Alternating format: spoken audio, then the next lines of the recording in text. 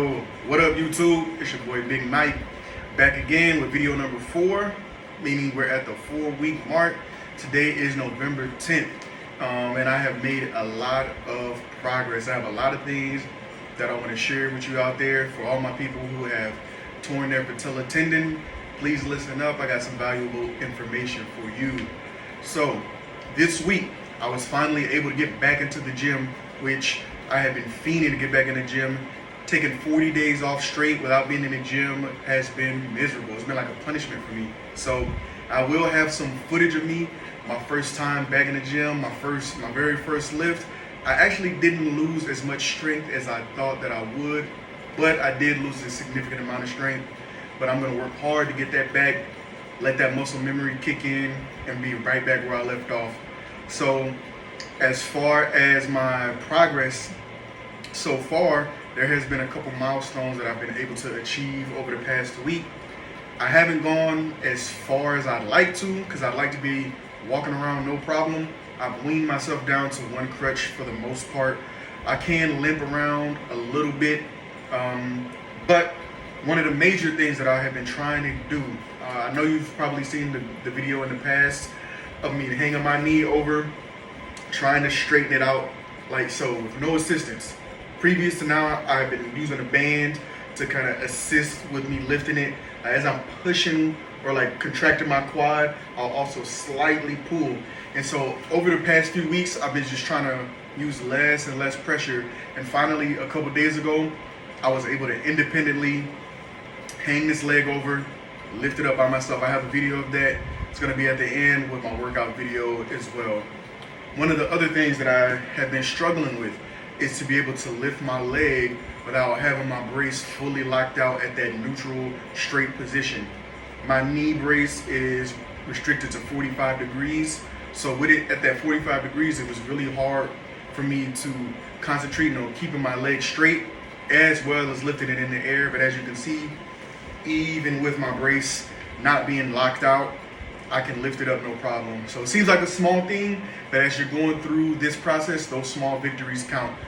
Counts towards your motivation and your overall outlook on how you're going to recover from this injury. So those are two things that I've been able to do, as well as work my way down to one crutch. I can take a few steps, which I'll show you. So I can take a few steps. It's just about me being comfortable and being safe. So it's all about being safe. Whatever steps that you want to take, do it safely. My doctor has a timeline that's kind of way out past my goals, which I don't blame him. He's trying to take it safe, trying to keep me from re-injuring it, and I'm all about that, but I also want to get back to 100% as soon as humanly possible. The other thing that I want to tell you is be careful when you get back into the gym, because as I was benching and I was asking one of my guys for a squat, he told me a story about a guy who had what he thought was the same injury that I had. And you'll see in the video that I make sure to keep my legs straight whenever I'm doing any type of lift. So I have this one bent and then this one just resting, not putting any pressure on it whatsoever. So a person that he saw in the gym had his injured leg bent as well. And as he tried to get that last rep in there, he ended up trying to get his legs into that rep and snapped it again right there on the spot. So when you get back in that gym, if you choose to get back in the gym as early as I have, be very, very careful. No joke. Since the last thing you want to do is re-injure this leg, that's the last thing I want to do. One of the other things that I want to tell you about, which I thought was kind of like a cool aside as a part of apart from my recovery, is that my mom actually had a knee replacement right around the same time that I injured my leg. And though a knee replacement is definitely much more extensive surgery than a patella tendon repair, it's been kind of great to have that back and forth for her. Was having someone that close to me know what it's like to go through a significant knee surgery and trying to bounce back from that. So we've been talking about our physical therapy, what type of exercises, the discomfort, right, the challenges she's going through versus the challenges I'm going through. So I think that's been really cool and really helpful. The other thing, aside from the strides that I've made physically, is the strides that I've made mentally. I've started to get back out again. So aside from going to the gym, I did start going out to eat with my coworkers. Went out to a nice burger spot last night, and then after that, we went to go see Wakanda Forever. And so that was my first time really out and about like that. So I've been avoiding this humidity and heat out here in Darwin, Australia. But now that my surgical scar is finally healed up to the point where I don't think that heat and humidity is going to affect it, I've been getting out. Now, sitting in a 2.5-hour movie was a little bit challenging. So just throwing that out to anybody who's going to go out, if you're going to get in a situation where you have to sit in one position for a long period of time, it can be very challenging. A lot of what I did was trying to rest my leg on my good leg, straighten it out a lot. But I made it through the whole movie without standing up or taking any breaks. So 2.5 hours, made it through the whole movie, and it felt great. It felt great to get out and do normal things again. And then I would challenge you to push yourself to get out and do normal things. It's great for your mental health. Your mental health matters when recovering from these injuries, because you don't want to get down on yourself, start feeling pitiful, pity on yourself, feeling doom and gloom. You got to keep your mental health up so you can keep that motivation and keep striding, because every day my knee gets a little better. And that's really why I'm making these videos. So for anybody who's going through this and hasn't gotten to this point yet, to let you know, hey, just keep pushing.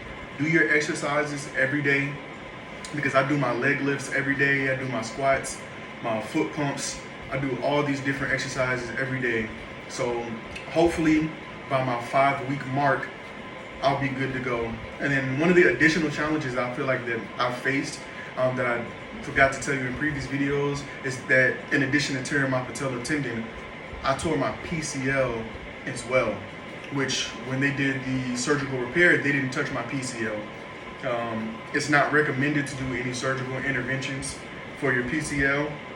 So all they did was repair this, but I think that's one of the combination of tearing my PCL as well, and as well as my weight, so I'm about 230 pounds, is kind of what's slowing my progress towards walking down. Like as you saw, I can take a few steps, but I don't just walk around when I'm outside of my room. I always have at least one crutch with me. If I'm going to be in a crowded area, I have 2 crutches. Because you never want to get bumped to where you fall or anything like that. So I'm always thinking safety and thinking the worst case scenario. So that is where I'm at. Hopefully by 5 weeks, I won't need my crutches at all. Definitely by 6 weeks, I'm very confident by my 6-week mark that I will not need my crutches. As you can see, I can limp around a little bit now at my 5-week mark. One of my goals for next week is an exercise that I also saw on YouTube, where I'll be able to lift my leg and then straighten it out. Which, if I could let my leg hang at a 65 degree, pick it up and then extend it, that's a nice milestone to really let you know that you're getting your strength back in this leg. Because that's what it's all about. Once you get your strength back in that leg, you can start walking, and then you can start learning how to walk with a normal gait again. So that's where I'm at. I hope this video helps. Please like and subscribe, comment. If you have any questions, please ask. I'm happy to answer. I'm sure as I go further along in this journey, you'll have more questions once I get closer and closer to my full recovery. So thanks for watching. First time working out in like 40 days. So my first time on the bench, I did work my way up. Started with a 45 on each side, worked my way up to 275, and this is it. So as you can see, I kept my leg straight without putting any pressure on it. It was awkward trying to keep my balance, but I like a little added challenge. So I got some nice reps in. I did end up going to 295 after this, but I only hit it for a couple reps. I was trying to see if I could still hit 315, but I only hit it twice, so I kept it safe.